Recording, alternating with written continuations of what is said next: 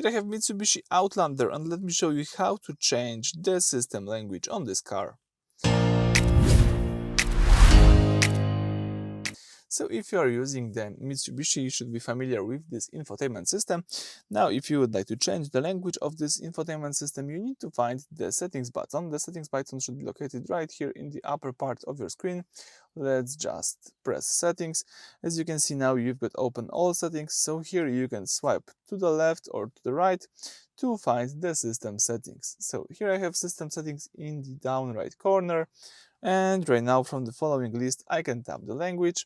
And as you can see here, I've got the full list of available languages that you can use on this car. In my case, let me switch, for example, from English to Spanish. So let me find the Español, tap C. You need to wait a few seconds until the whole Spanish system will be loaded.